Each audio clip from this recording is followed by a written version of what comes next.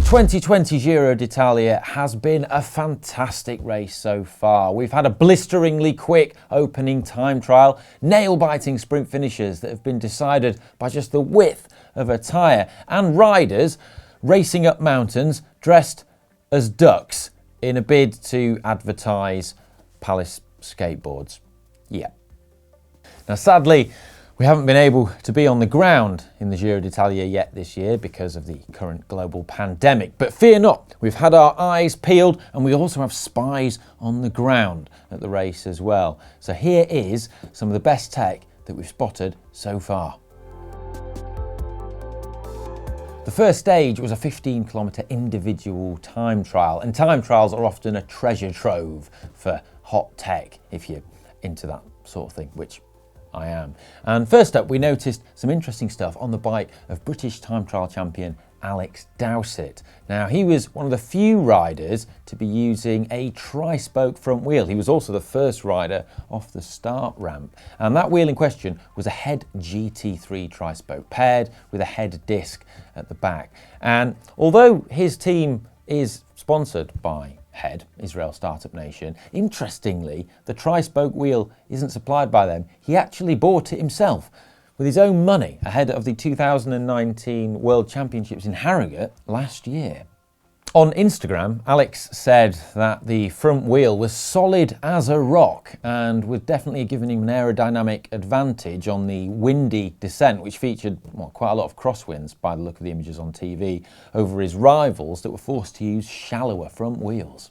Another cool thing on Alex's TT bike are his Aero Coach Ascalon custom TT bar extensions, and he also has the pads mounted backwards actually, which is an interesting detail. I don't think he's mounted them backwards by mistake. I'm pretty sure this is because he's tested it and found that to be faster for his position, or more comfortable perhaps.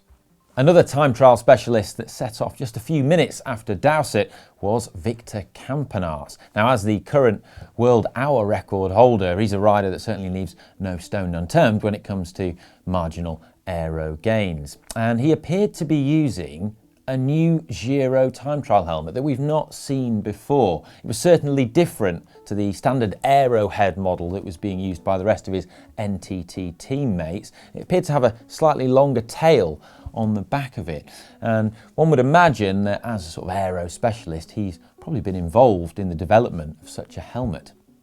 To further his quest for aero gains, something else we've noticed Campanas do is actually wear a time trial style speed suit even on the road stages. Heaven forbid using a standard jersey and shorts. Oh no. Now this is something that can be seen as quite impractical due to the lack of pockets, but Campanas has been seen getting around this by using a soft bottle stuffed with all the gels and nutrition he might need, stuffed down the back of his speed suit so he can get it as and when he needs it. This is a technique or strategy that we've actually seen Adam Hansen employ in the past as well. Now, it wouldn't be a Giro Tech video without mentioning some of the Italian riders, and the newly crowned world time trial champion Filippo Ganna has certainly got heads turning with his outrageously bling TT bike that he rocked up to with on the opening time trial. His custom gold painted Pinarello Bolide is quite possibly one of the coolest bikes I think we've ever seen. It's certainly got tech nerds like me drooling as well, with many of the sort of custom bits and modifications that have been put on it. That gold paint job really shimmers and catches the light and looks incredible. But onto that there are custom graphics with rainbow bands and his new nickname, which is apparently Top Ganna, a bit like Top Gun, and if you watch the opening time trial you will have seen them playing the Top Gun music as he left the start ramp. Now, he absolutely demolished everyone in that opening time trial, and in part that was down to his kit, which featured, if you look on the bike, there is this monstrous 60-tooth chainring. This monstrous and obscene ring appears to be a custom carbon brute chainring from Aero Coach, and having a 60-tooth chainring was instrumental in his victory, as it meant that he was able to pedal on the descent and really fast sections of the time trial at moments when some of his rivals would have been spinning out. As a tall rider at 1.95 metres, Ganna has to be really clever about how he gets into his desired time trial position, because as a taller rider, he can be at a disadvantage because of the pesky UCI rules, and in particular a rule called the 10 centimetre rule, which stipulates that the maximum height of the time trial extensions, where his hand goes, can be no more than 10 centimetres above where his elbow pads go.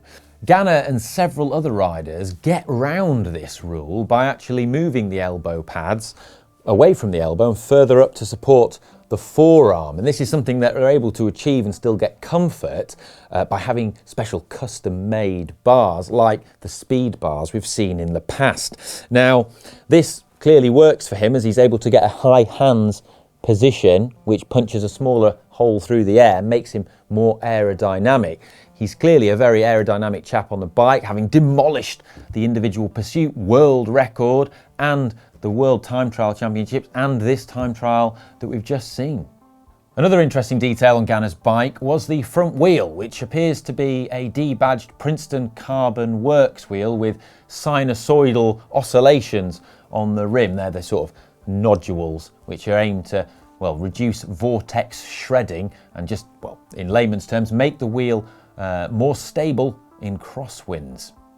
Now, to the best of our knowledge, Ineos Grenadiers are not sponsored by Princeton Carbon Works, so it's interesting that they use this wheel. They clearly believe that it's the fastest. And onto it, they had an interesting tyre choice as well. So Ganna had a Continental GPTT Clincher tyre, but this wasn't a standard one. It was a prototype tyre that came out a few years ago with a special compound on it, and this is denoted by the 111 notation on the side of the tyre. As I said, this came out a couple of years ago, so it's interesting that they're still using it. Again, they clearly must believe that this tyre is faster, and I'm sure that they've tested it. One final thing that I thought was really cool about the opening time trial was the fight for the King of the Mountains jersey, which was held on the opening kilometre of that time trial, which was an uphill section. Now, this was fiercely contested. Peter Sagan had a really good go at it on his time trial bike, but it was actually taken by Rick Zabel, who is a 72 kilogram lead out man and classics specialist.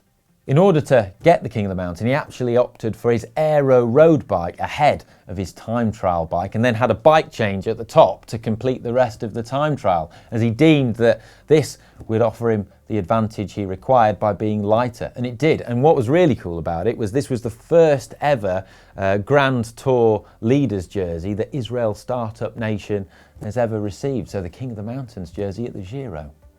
I mean, how could we do a hot tech video about this year's Giro without talking about the radical collaboration between Palace Skateboards and EF Pro Cycling?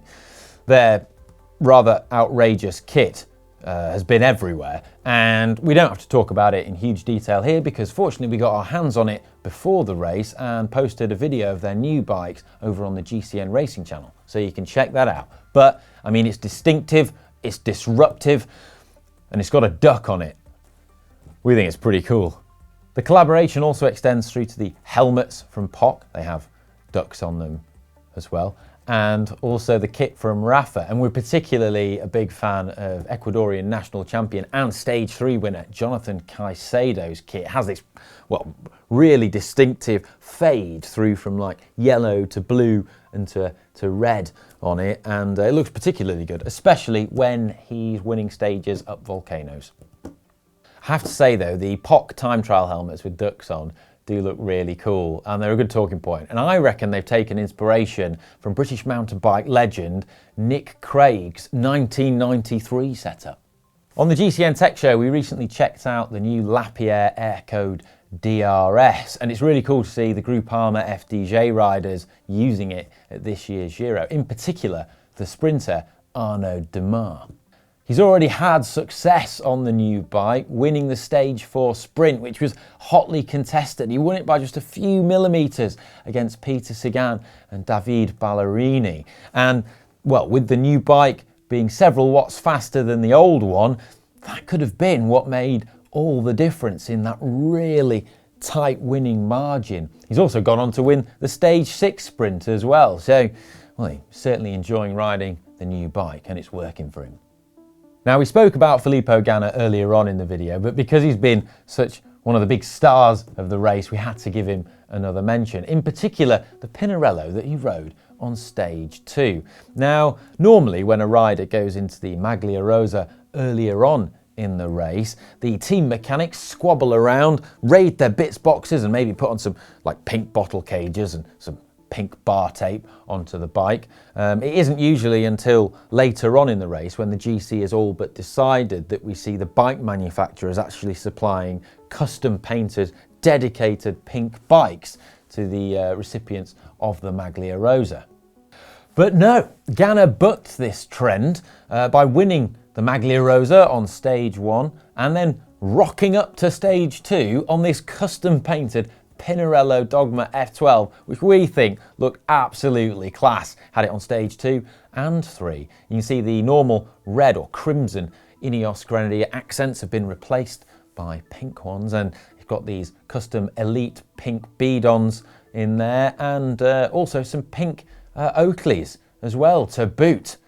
Very nice. But do you think that Ineos Grenadiers were so confident with Ganna that he was going to win that opening time trial and take pink, that they had this bike specially made up in advance?